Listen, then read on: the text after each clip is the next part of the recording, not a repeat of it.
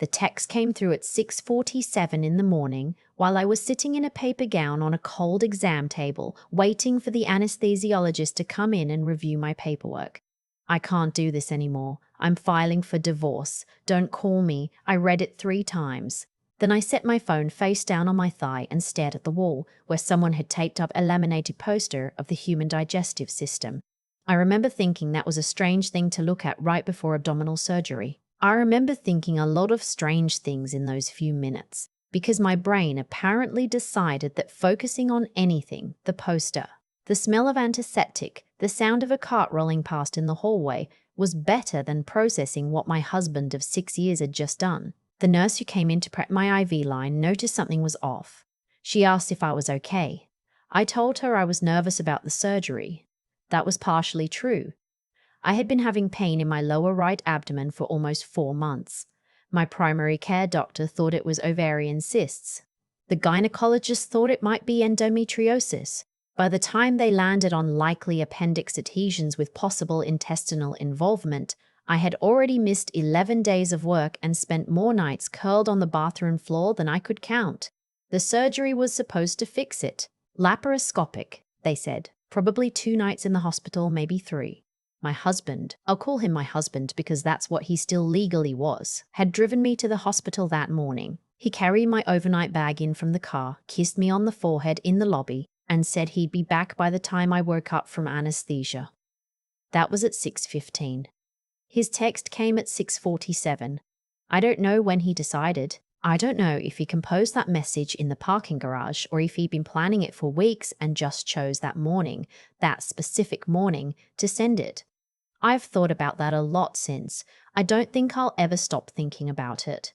The surgery took about 2.5 hours. When I came out of anesthesia, I was in recovery, groggy and nauseated, and the first thing I did was reach for my phone. He hadn't called. He hadn't texted again. I called him once. Voicemail. I didn't leave a message. By the time they moved me to my actual room, a semi-private room on the 4th floor, 2 beds separated by a curtain that didn't quite reach the wall, I had made a decision. I was not going to cry until I was alone. I had just had surgery. I had a drain and an IV and a blood pressure cuff that inflated automatically every 30 minutes. I was going to get through the next 24 hours without falling apart, and then I was going to figure out the rest. The other bed in the room was occupied. I could hear him before the orderly pulled the curtain back. A low, careful breathing, like someone managing pain they didn't want to show. When they settled me in and the curtain was open, I could see him. A man, maybe 40, dark hair going silver at the edges, reading a paperback novel that he was holding at an awkward angle because his left arm was in a soft brace. He glanced over when I came in, gave me a brief nod, and went back to his book. I appreciated that. I really did. I didn't want to talk to anyone. The afternoon passed slowly. My mum arrived around 2. She'd driven 3 hours from where she lives in western Pennsylvania, and she sat with me for a while, holding my hand and not asking questions I didn't want to answer. I hadn't told her about the text yet. I just said I was tired and sore, which was true, and that my husband had something come up with work, which was not. My mum left around 6 to check into her hotel and get some dinner. She offered to stay, and I told her to go rest. The room got quiet. Outside the window, the sky went from pale grey to dark. Around 7:30, the man in the other bed asked if I wanted him to turn on the overhead light, or if I preferred the dim. He said it plainly, like it was a logistical question, which it was. I said the dim was fine. He went back to his book. I stared at the ceiling. About 10 minutes later, he said, "The night nurse is better than the day nurse, just so you know. She actually brings the pain medication on time." I turned my head toward him. "How long have you been here?" "This is day 3, he said. "You learn things." His name was, I'll call him the man in the next bed because that's what he was for the first 12 hours or so. He was in for a kidney stone that had decided to take a complicated route, and he was waiting to see if it would pass on its own before they did anything more invasive. He was quiet, but not unfriendly. He had a way of offering small information, the night nurse's name, the fact that the jello was better than it looked, that the call button had a 2-minute lag, without pushing for conversation in return. It felt respectful, given the circumstances. I slept badly. I woke up at 2 in the morning and my husband still hadn't called. I lay there in the dark for a long time. The room was quiet except for the hum of equipment and the occasional sound of footsteps in the hall. At some point, I realized I was crying, which I had told myself I wasn't going to do. Not silently crying either. The kind of crying you can hear if there's nothing else going on in a room. From behind the curtain, it was half pulled by then, the way they'd left it for the night. I heard him quietly set his book down. "Do you need the nurse?" he asked. Not intrusively. "Just checking." "No," I said. "I'm fine, I'm sorry. You don't have to apologize." I wiped my face with the back of my hand. "I just got some bad news today, on top of everything." He didn't say "I'm sorry" or "that's awful" or any of the things people say when they don't know what else to say. He just said, "Yeah, that's a lot to carry in one day." I don't know why that particular sentence broke something open in me. Maybe it was just the straightforwardness of it. My husband's text had been impersonal, almost bureaucratic. "I'm filing for divorce. Don't call me." This stranger from across a hospital room had just acknowledged that what I was going through was hard without making it into a performance. It wasn't pity. It was just recognition. We talked for a while after that. Not about the divorce, not at first. He asked where I was from. I asked what he did. He was an architect based out of Pittsburgh working on a project downtown. He'd been visiting a job site when the pain started. He had a daughter, 7 years old, who he said was currently furious at him for being in the hospital because it meant she had to stay with her grandmother instead of going to a soccer tournament. He said she'd sent him a voice memo that was approximately 40 seconds of dramatic sighing. I laughed. It hurt my incision a little, but I laughed. "What's her name?" I asked. He told me. And when he did, something in his expression softened in a way that made me understand immediately what kind of father he was. The kind who shows up. The kind who shows up. The kind who shays. I thought about my husband who had not shown up, who had, very specifically, chosen not to stay. I said without fully meaning to say it out loud, "You know, if we both make it out of this hospital alive, you should take me out for coffee." He looked at me for a second. Then he said, "I was thinking the same thing, but I didn't want to be weird about it." I laughed again. Smaller this time. "I just got a divorce text 6 hours before major abdominal surgery. Weird does it really register for me right now." He was quiet for a moment. Then, "Well then." Coffee. When we're both upright. We shook hands on it across the gap between our beds, which was probably the most absurd and genuine thing I had done in years. His name was Joel. I was discharged on day 3. Joel was discharged on day 3. Joel was discharged the following morning, after the stone finally passed. He had my number. I had his. He texted 4 days later, upright. "Coffee still on the table?" I said yes. We met at a place near my apartment, a small coffee shop on Penn Avenue with mismatched chairs and good espresso, and we talked for 2.5 hours. About his daughter, about the architecture project, about the fact that my apartment suddenly felt both too quiet and not quiet enough, about what it's like to have a marriage and not with a fight or a revelation, but with a single text message sent in a hospital parking lot by someone who had apparently decided that inconvenience was a deal breaker. I filed the divorce paperwork 3 weeks after I was discharged. I had an attorney, a woman my mother knew, sharp and no nonsense, who had seen everything and was not surprised by anything.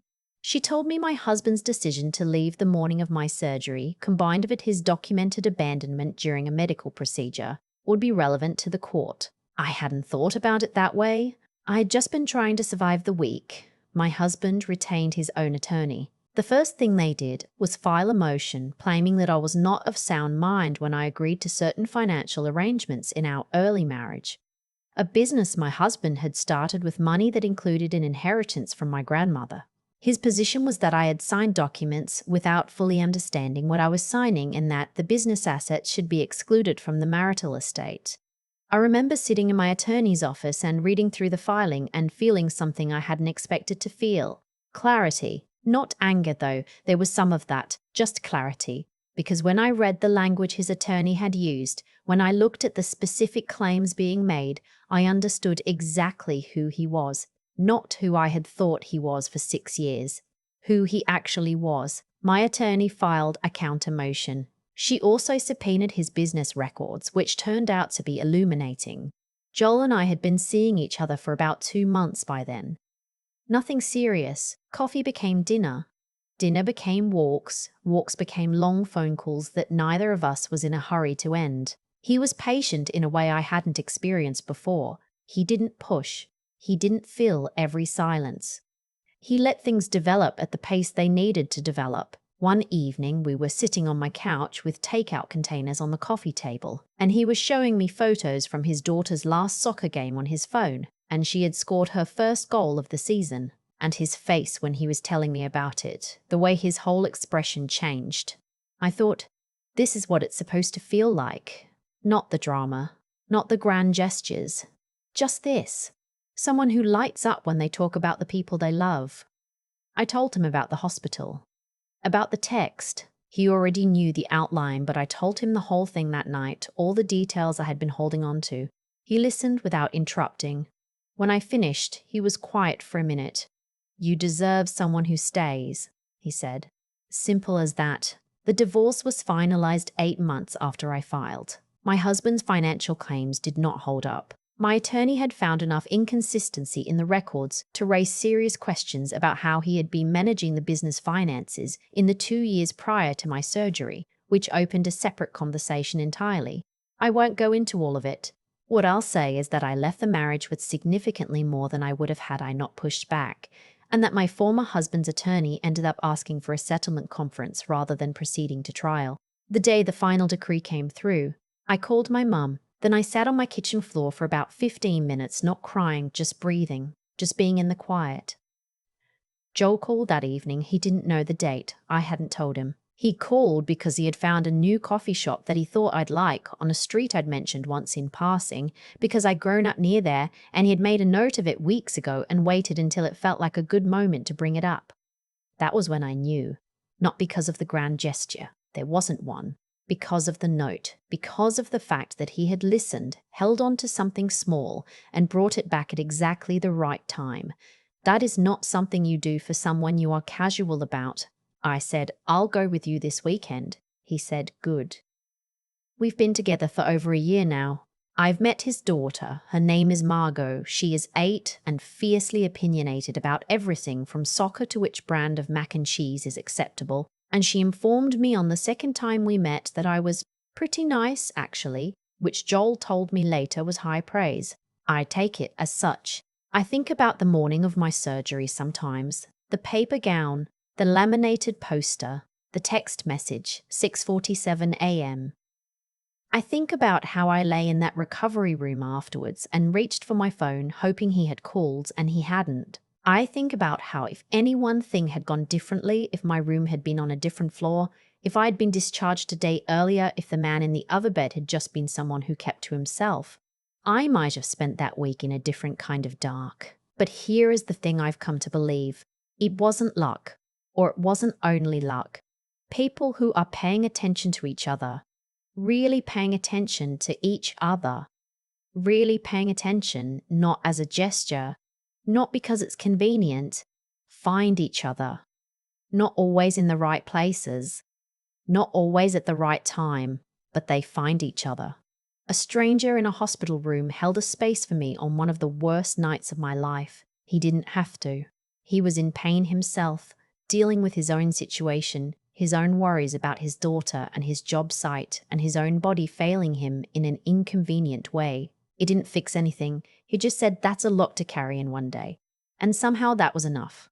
That was exactly enough. Margot started calling me by my first name a few months ago, which she announced she had decided to do while we were in the middle of a board game and completely unprompted. Joel looked at me over her head and I looked at him. We didn't say anything. We didn't need to. Some things you just let unfold.